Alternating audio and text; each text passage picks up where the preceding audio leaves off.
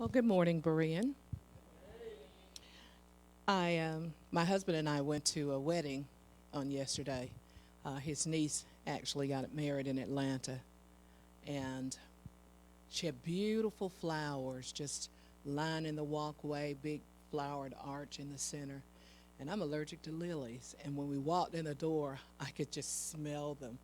And I thought, I am not going to be able to stay in here because but they were just in the front at the big arrangements in the back. So we walked back out for a while and came back in, and Chelsea went up the aisle, and she said, there are no lilies in the center. And I said, well, I'm going to sit on the outskirts of the lilies so I make sure I don't smell them.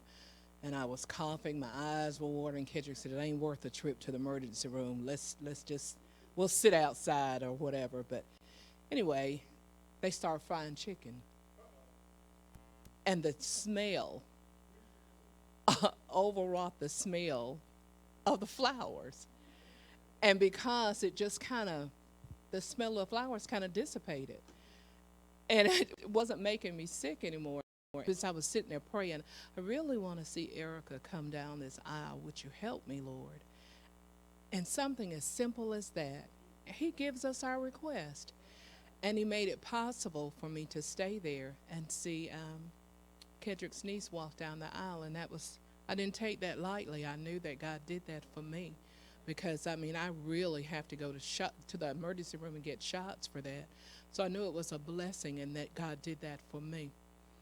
So long story short, because of those flowers, I had a dream last night, and statistics say that most people dream between 4 and 6 times a night.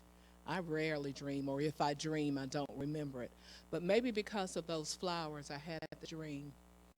And I was walking up a path, and all around this path, it was a beautiful garden, and it was laid out with stone that had once been boulders, but now they were just smooth paved stones. And the garden was so pretty. And I see this caretaker coming periodically in the evenings.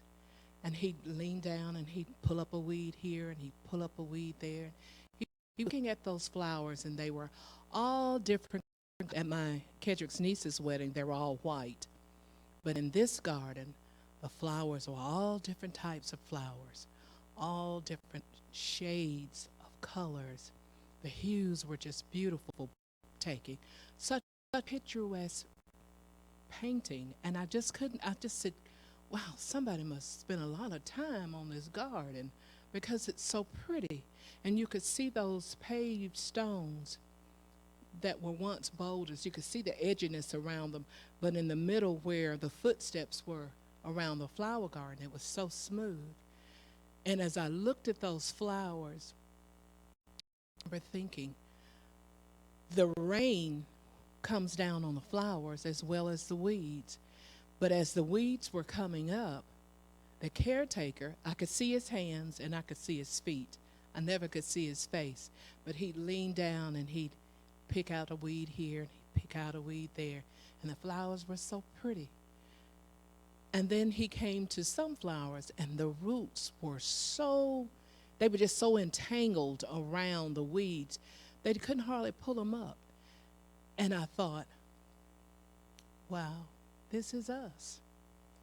These flowers are us, and this caretaker is Jesus. And how He cares for us and how He loves us. He loves us with all our faults, all of our different shades, our different hues. He loves us. And He loves us so much that He walked around this garden that the stones became smooth because He walked so diligently taking care of those flowers. The garden was us. And then I saw the flowers that had just wrapped themselves around, had become entangled with the roots of the weeds. And when the caregiver leaned down to pull them up, they kind of didn't want to let go. I said, man, that's us. That's me.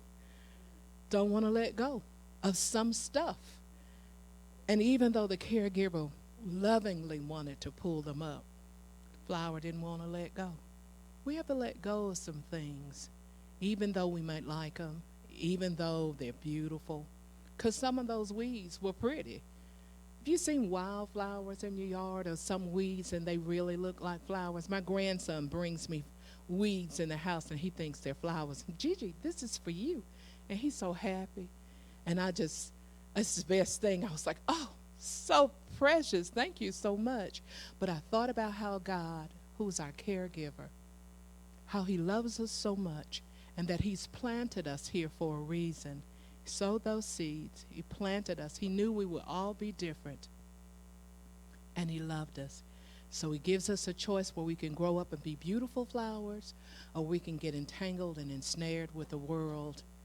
And it's our choice. We can become beautiful flowers and live until he comes back to take us home, or we can choose to be tangled up with those weeds.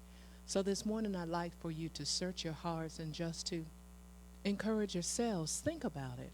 Or you want to be a beautiful flower? God planted you here to be beautiful. He gave each and every one of us a gift to be here. And when I thought about those flowers, I mean blues and yellows and purples and pinks, and I thought, even in my dream, I was thinking, this is just so beautiful. But I knew it was God's handiwork. Only God could plant all those different flowers, like these flowers here. Even though they're artificial, look at all the different bright colors. But God planted those flowers, called a rose, and all of them are just beautiful. And that's how God made us, beautiful in his sight. And it's up to us to decide what we want to do with that gift when he planted us. He had me in mind when he planted me. You can beat me doing a job, but what God called me to do, I do the best that I can do because God has given that task to me. So I'm encouraging you today, bloom, let go, shake that earth or that whatever is tethering you, keeping you tethered, keeping me tethered, like Jerry talked on unforgiveness last week. And I thought, golly, if you really think you're not getting a blessing or you're not where you want to be, you might want to ask God to show you yourself. What's going on? Because he wants to bless us. He loves us just that much. He created us to praise him. And the best way I know that we can praise God is to live life for him. To let go of the world, to not become ensnared and entangled with the things of the world, and to blossom like beautiful flowers. I want to blossom. I choose to blossom. And when I miss it, as I have before, I'm sure I will again. But I want to miss it less and less. That when he comes back and he reaches down and he wants to pluck me up, I'll just come so lovingly in his fingers. And when he smells it, I just want him to just and smell that sweet fragrance that he's caused me to be and that I've allowed him to use me to be a sweet smelling fragrance unto him, to just blossom for him. And young people, you can blossom too. You got a better opportunity because you were raised up getting to know God. So you can blossom. You can choose to make good choices, or you can run with the world and reap the things that the world has to offer, or you can choose to blossom. So I would encourage you today that during this holiday season, choose to blossom. Don't be so caught up with the world of things and what the world has to offer. Around October, people start putting up Christmas things. They're not excited about Christ. Do children even know what Christmas is about other than waking up, getting gifts? We need to tell them the story. In fact, this Christmas, tell your children the story. Tell them the story of how Mary and Joseph came and what they came for, so that they would know what Christmas is really all about, so that your children will blossom, so that your children would bloom. We made a lot of mistakes in our lives, but guess what? Each day we wake up, we have an opportunity to get it right because he gives us more grace. He gives us more grace.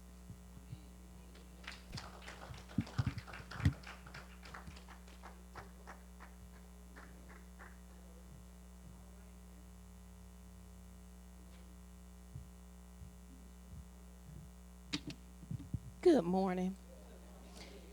I'm going to piggyback off what you were saying, Sister Hartfield, and I shared this before for those that remember this place, this garden.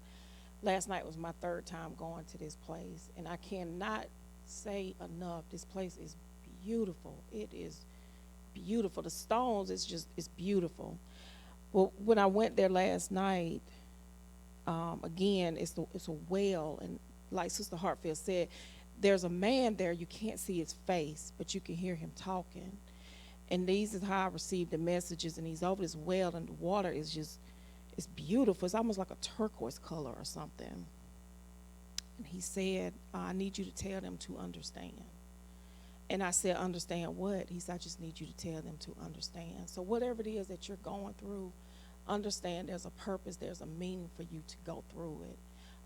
I know me and my family, we go through a lot, but he clearly said, I need you to tell them to understand. So I am being obedient when I'm telling you to understand whatever it is that you're going through. It's a reason. But if you ever go to this place, it's almost, and I'm just being honest, you don't want to go back. It's like you want to stay there in this place, and it's just so peaceful. It's the most peaceful place you've ever been. And those sunflowers, it's beautiful. It's just absolutely beautiful. Now, we're going to start with our announcements. Okay. As a reminder, please, y'all, we know we're not having Bible study this week. They will continue in January. Any visitors? Birthdays? Anniversaries? Okay. Tuesday, it's Brother Mike. I needed to ask him, is he still having Bible study at the office with Sister Linda? And y'all continue to cover Sister Linda in prayer. I did talk to her yesterday. Jansen is doing wonderful with her and Miss Austin. So we'll confirm that for you. Bible 12 noon prayer time is still Wednesday here at the church, 12 noon. And New Beginning Prayer Ministry, which will be next Saturday. Need to confirm that because Sister Zudi is under the weather. And while we go with that, please could pray for the Butlers, Zudi, and Pastor Sister-in-Law Patsy. They're all under the weather. If you know anyone else that's under the weather and stuff, call out the name and we'll cover them as well. Lily Lindsay. Oh, Willie Benton. Okay. Is under the weather. So please keep those in your prayers, as well as our family, our Berean family that's out traveling for the Thanksgiving. Those that are traveling back, y'all, continue to cover those. Sister Hill, New Beginning Prayer Ministry, will it be this Saturday? It would not be this Saturday. Okay, and Brother Mike confirmed that Bible study will still be held at 125 Plantation Center Drive South, Suite 500B, Tuesday at 7:15. Okay. Now, we do have our BCC Christmas party coming up December the 8th. That will be following service. There is a menu sign up for those that haven't seen it. It's in the fellowship hall. Oh, it's circulating? Okay, it's circulating. If you have any questions, please see Carmen, Sister Charlotte, and Cherie, who's probably, they're traveling. Okay, and the BCC Kids Christmas party will be December the 21st. If you want to volunteer or help with that, you can see Christy or myself. Are there any more testimonies or praise reports to give at this time? JR? Okay. Yes, please.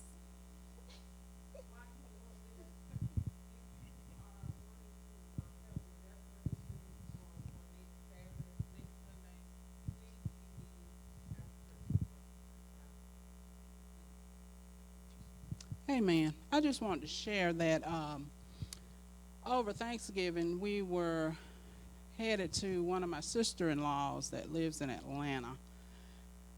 Well, she moved to a different area, and if you know anything about driving up there in Atlanta, need I say more? Anyway, so we using the GPS and hoping we don't get lost, because sometimes the GPS takes you through all these little country roads, you know what I'm saying? We like, huh? Yeah, recalculate. So anyway, and I know how my husband can be when we traveling. He gets a little stressed. I do all the driving. I'm the designated driver. I love it. But anyway, so that we would not have any issues, he wouldn't be stressed and all this kind of stuff, I just prayed. I said, Lord, because I thought about, I think it was it Ezekiel who asked God to stay the sun? Joshua, okay. And I knew it would be getting dark by the time we left because dinner was at 3 o'clock. I said, oh no, she in a new place, and then we got to be at 3 o'clock, and then it's going to be getting dark. So I said, Lord, would you stay the darkness, so we could go up there and not be rushed and worried about leaving in the dark, because it's even terrible in the dark. And so I just prayed before we left. I said, Lord, would you please stay the darkness so that we can at least get in familiar territory before it starts getting dark. You understand what I'm saying? At least on 75 or 675 or something like that. And when we left, it was starting to get dark. But by the time we got to 675, headed on into 75, it was still light enough for us to see where we were going. Do y'all hear what I'm saying? If he's not concerned about every little thing, and he won't do it just for those in the Bible, he'll do it for us. And so I'm beginning to start to believe the word, what the word says. We can pray and ask God to do the impossible. He could stay the sun, stay the rain, whatever. And I thank God for doing that, because we did not want to get lost all out in the boondocks. That's where she lived, in the boondocks. I just wanted to share how good God is. Amen. Thank you, JR. And in closing, I do want to share that those that are led to help with decorations for the BCC Christmas party on December the 8th, please see Carmen after services today. Our family that are not here, that are still traveling for our Thanksgiving, please contact her via phone. Is there any more? Okay. And let's close out our announcement.